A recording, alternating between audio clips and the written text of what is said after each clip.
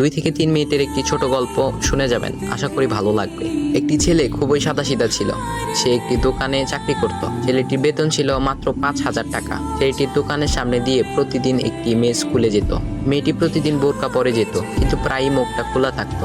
একদিন হঠাৎ করে ছেলেটির নজর পড়লো মেয়েটির দিকে। এভাবে বেশ কয়েকদিন যাবার পর মেয়েটি বুঝতে পারলো ছেলেটি তাকে লক্ষ্য করে।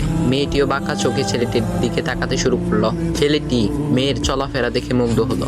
আফসোস করতে লাগলো, ইস, যদি আমিও আজ পড়াশোনা করতে পারতাম, তাহলে সাহস করে মেয়েটির সাথে কথা বলতে পারতাম। মেয়েটি বুঝতে পারলো ছেলেটি তাকে ভীষণ পছন্দ করে। তাই একদিন মেয়েটি ছেলেটির দোকানের পাশে দাঁড়িয়ে রইল। তখন ছেলেটি দুপুরের খাবার খাওয়ার জন্য দোকানের বাইরে আসে। সে চায়ের দোকানে গিয়ে 5 টাকার একটি রুটি খেয়ে পানি পান করে আসতে লাগলো। তখন মেয়েটি তার কাছে গেল। তুমি ভাত খেলে না, রুটি দিয়ে পেট ভরবে? তখন ছেলেটি মেয়েটিকে দেখে অবাক হয়ে গেল। তখন ছেলেটি বলল, আমি ভাত খেলে আমার মা, বাবা আর ছোট বোনকে কি খাওয়াবো? মেয়েটি শিক্ষিত, তাই অল্পতেই বুঝে গেল। সে হাত ধরে বলতে লাগলো, তাহলে তুমি যে আমাকে পছন্দ করো, আমাকে কি খাওয়াবে? তখন ছেলেটি বলল, আমি তো তোমাকে আপন করে পাওয়ার জন্য দেখি না, কারণ সে যোগ্যতা আমার নেই। তবে এটা সত্যি যে তোমাকে দেখলে আমার খুব ভালো লাগে, তাই দেখি। মেয়েটি ছেলেটির কথা শুনে চোখের পানি ধরে রাখতে পারলো না। সে বুঝে গেল ছেলেটির চরিত্র ও ভাবনা অনেক সুন্দর। সেদিন মেয়েটি চলে গেল। বাসায় গিয়ে রাত্রিবেলা মেয়েটি অসুস্থ হয়ে পড়ল। পরে তাকে ডাক্তারের কাছে নিয়ে আসা হলো। বলা হলো মেয়েটার 2টি কিডনি নষ্ট হয়ে গেছে।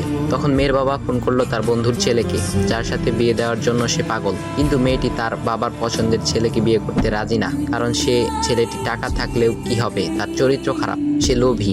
এদিকে মেয়েটির কোনো লোভ ছিল না। যাই হোক, হবু জামাই আসার পর তাকে সব খুলে বলল, তোমার থেকে একটি কিডনি খুলে আমার মেয়েকে দাও। তুমি তো বলছো আমার মেয়েকে তুমি অনেক ভালোবাসো, তাকে পেলে তুমি ভালো হয়ে যাবে, তাহলে আজ পরীক্ষা দাও। তখন ছেলেটি বলল, আমি আপনার রোগা মেয়েকে বিয়ে করতে পারবো না, আমার কি সুস্থ মেয়ের অভাব নাকি? এ বলে সে চলে গেল। বাবা তখন কেঁদে কেঁদে মেয়ের কাছে সব খুলে বলল। মেয়েটি বলল, বাবা তুমি কেঁদো না, একটা পথ এখনো আছে, আমাদের সামনে মোড়ে বড় একটা দোকান আছে না, তুমি সেখানে যাও। সেখানে যে তাইয়ুব নামের একটা ছেলে আছে, তাকে নিয়ে আসো, আমার কথা বলো।